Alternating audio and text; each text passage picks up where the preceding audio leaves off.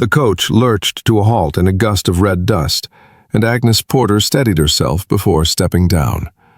The wind carried the scent of iron and sage, dry as an old prayer.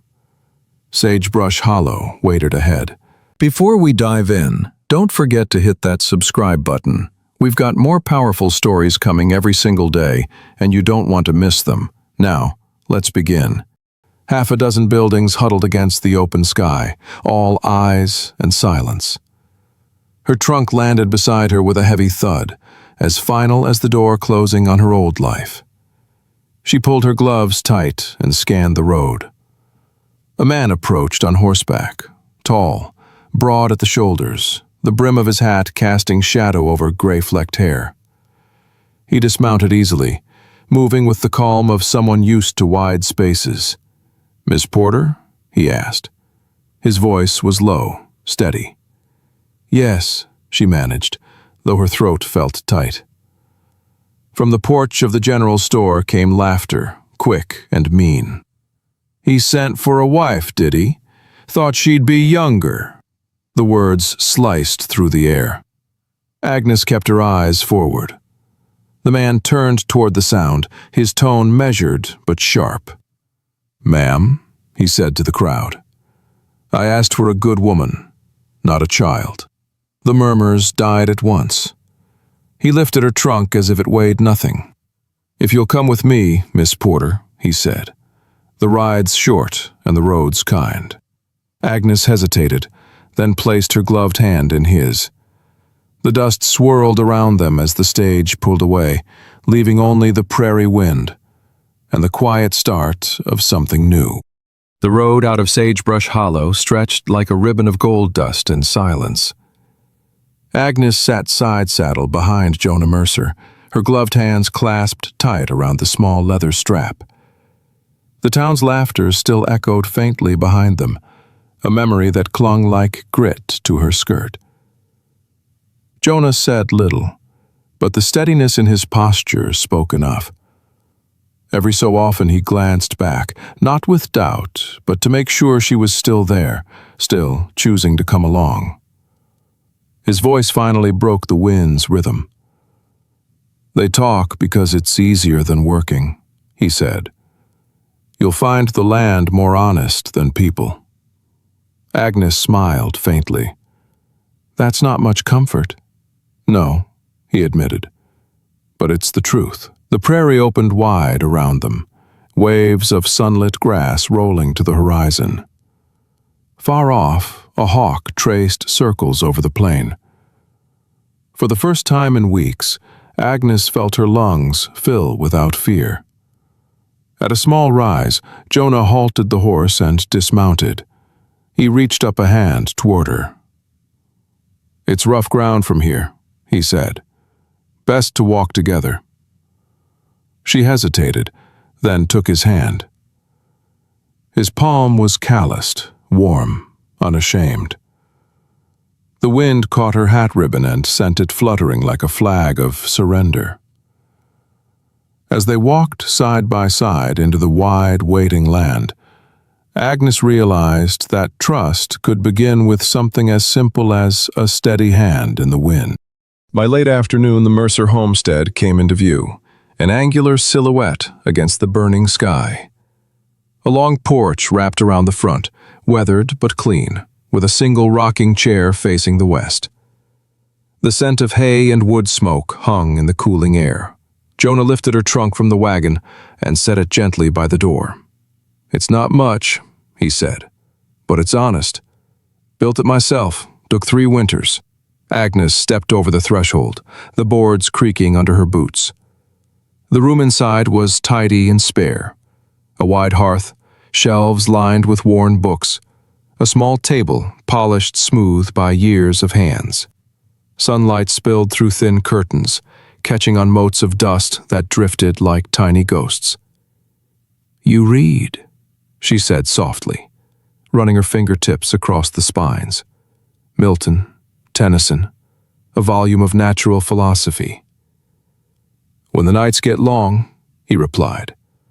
"The cattle don't mind if a man learns a little poetry." A faint smile curved her lips. I'd call that civilized." He looked at her then, steady and unguarded. "You'll have your own room for now. Rest as long as you need." Outside, a dog barked once, then quieted. Agnes placed her satchel beside the bed, the sound of the prairie wind whispering through the window. For the first time in a long while, silence felt like something kind, instead of cruel. If you're still watching at this point, I know you're hooked. Go to the comments, rate this story out of 10, and tell us your favorite part so far. Smash that like button and let us know. Now, let's continue. Morning came pale and gold over the hills, spilling through the small kitchen window. Agnes was already awake, sleeves rolled up, her hair tied in a loose knot. She had found the flour and the heavy tin of lard without asking, old instincts guiding her hands. When Jonah stepped in from the yard, brushing dust from his coat, the smell of baking bread met him like a welcome he didn't expect. "You didn't have to," he said, setting down a pail of water. "I can't sit idle while the world turns," she answered. "It makes the hours too long." He smiled, barely. "Then we'll eat well today." They worked side by side, words traded between chores, her washing the tin dishes, him chopping wood, the rhythm of small usefulness binding the silence. After supper, when the lamps were lit and the night spread wide outside, Jonah reached for one of his books and hesitated. "You read out loud better than I do," he said. "Mind keeping me company?" Agnes took the book, her voice steadying as she read from Tennyson, the syllables soft and musical in the stillness. Jonah listened, elbows on knees, gaze lowered but intent. When she finished, the fire had burned low. "That's a good way to end a day," he murmured. She closed the book gently. "Words keep the dark from feeling empty." He nodded. "Then we'll have a reading every night." Agnes smiled at that. Outside, the wind brushed the eaves in slow, patient breaths. For the first time since leaving Boston, she felt the shape of belonging, quiet, humble, and warm as bread just out of the oven. The sun sat high when Jonah hitched the wagon for the trip into Sagebrush Hollow. Agnes smoothed the folds of her dress, aware that every stitch felt like armor. The basket beside her held jars of preserves, her first small contribution to this new life. The town looked no kinder than when she'd first arrived, faces familiar in their suspicion, voices soft but sharp. As Jonah loaded supplies outside the mercantile, Agnes carried her basket toward the trading post. A pair of women paused in their gossip long enough to let their eyes travel from her boots to her bonnet. "Didn't take him long, did it?" one whispered. Agnes pretended not to hear, but her pulse thudded hard in her throat. She counted her coins carefully, thanked the shopkeeper, and turned to leave, only to find Jonah waiting by the door. He had heard enough. "She's the reason my house feels like a home again," he said, voice calm but carrying. "If that's a fault, I'll keep it." The silence that followed was sharper than any insult. Agnes looked at him, startled by the ease with which he'd said it. He tipped his hat, guiding her back to the wagon. As they rode out of town, the tension slipped from her shoulders. "You didn't have to defend me," she murmured. "Yes," he said simply, watching the road ahead. "Sometimes silence agrees with the wrong people." The wagon rattled over the stones, and the prairie wind swallowed the last of the town's whispers. The next Sunday, Jonah saddled the horses before dawn. "I want to show you something," he said, handing Agnes the smaller reins. The morning was cool, the air brushed with the scent of pine and early light.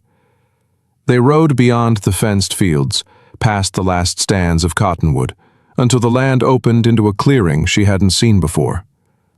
A lake lay there, smooth as glass, the hills mirrored on its surface. No sound but the faint lap of water and the steady breathing of the horses.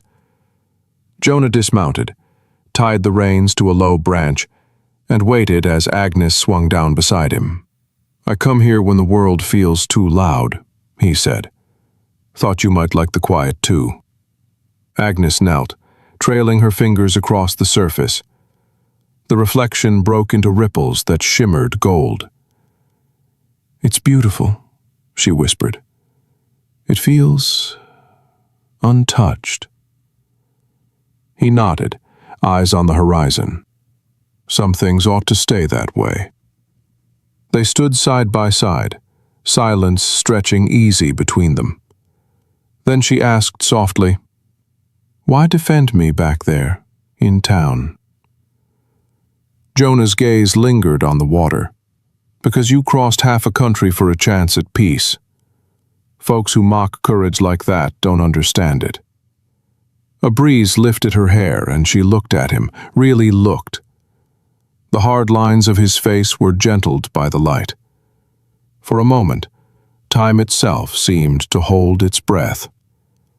And there, in the quiet of the still water, trust began to turn into something more. Evening came early, wrapping the house in the hush of wind and wood smoke.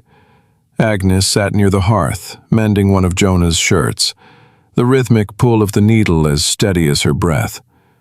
Across from her, Jonah polished a bridle, the lamplight painting his features in soft amber. The silence between them was comfortable now, two lives learning to share the same quiet. When she tied off the final stitch, he set the bridle aside. "You've made this place different," he said. "Feels like a home again." Agnes glanced toward him, uncertain. "I only keep things tidy." He shook his head. "No, you bring calm where there used to be noise." The fire popped softly, sending sparks toward the flue. For a moment, neither spoke. Then Jonah leaned forward, elbows on his knees. "The preacher rides through in a few days," he said. "He's agreed to marry us if that's still what you want." Her hand froze mid-fold. "You're asking?" "I am," he said simply. "You deserve the choice, Agnes. You came here for a roof, not a promise. But if you'd have me, I'd like to give you both." The world seemed to narrow to the space between them, the glow of firelight, the faint whistle of the wind outside. She met his eyes, saw in them no pity, only quiet steadiness. "Yes," she whispered. "I would." Jonah smiled then, small and genuine. He reached across, took her hand and held it, not with hunger, but with the certainty of a man who meant to stay. If you're enjoying this story right now, subscribe, and don't forget to give this video a like. The day of the wedding dawned beneath a pale curtain of rain, the kind that softened the earth without soaking it. The church bell tolled once, slow and steady, rolling through the valley like a heartbeat. Agnes stood at the doorway, hands folded around a small sprig of wildflowers. Her dress was plain linen, pressed and careful, the color of new cream. Jonah waited near the altar, hat in hand, his suit brushed but familiar, the clothes of a working man. The preacher smiled faintly, voice rough from years of dust and prayer. "We are gathered in hope," he began, "to witness a promise made honest before God and the land." The rain quieted as the vows were spoken. Agnes's voice trembled only once. Jonah's stayed low and sure. When he slid the simple silver ring onto her finger, she felt the weight of it. Solid, real, a circle that held no pretense. Outside, the townsfolk who had once whispered now stood close beneath shared umbrellas. Even Mrs. Talbot offered a nod. something halfway between apology and respect.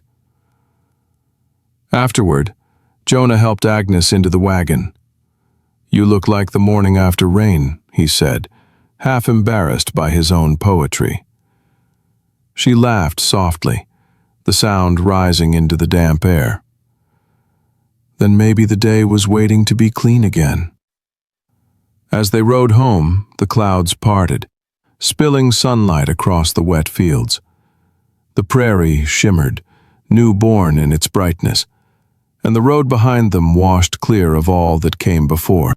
The first months of marriage unfolded like a language they were both learning to speak. Some days were smooth, others full of small misunderstandings.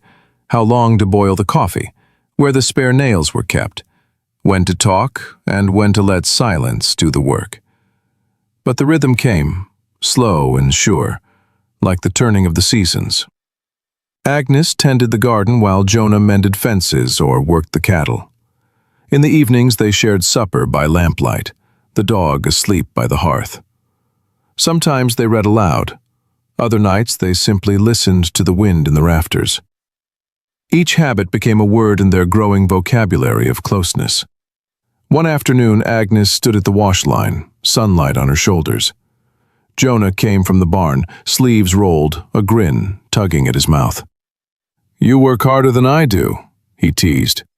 "Someone has to keep this place from falling apart," she answered, smiling. He stepped close, took a wet sheet from her hands, and hung it beside her own. The gesture was small, ordinary, but it felt like an oath.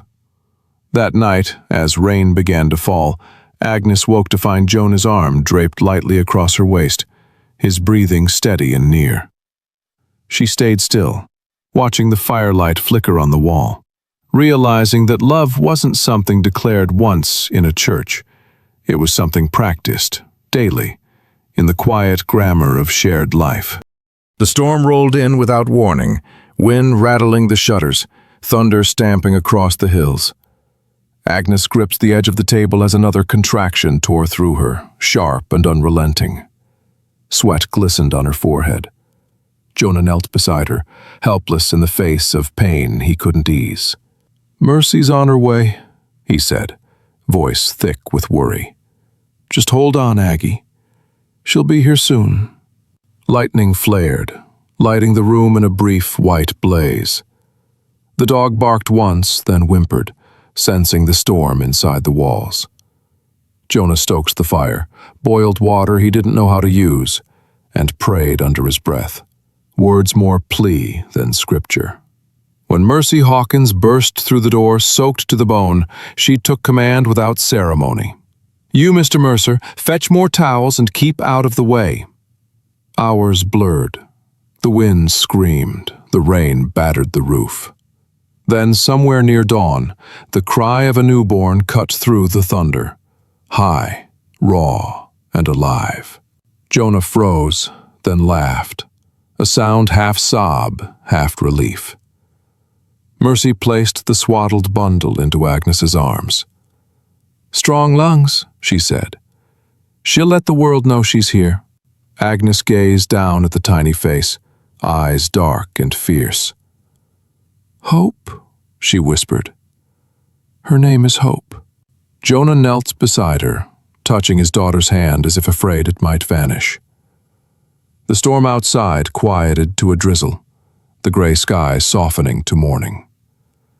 Thunder had delivered them a dawn. Years moved across the Mercer Ranch like slow, golden light. Seasons folded one into another, seed to stalk, calf to cattle, laughter to memory.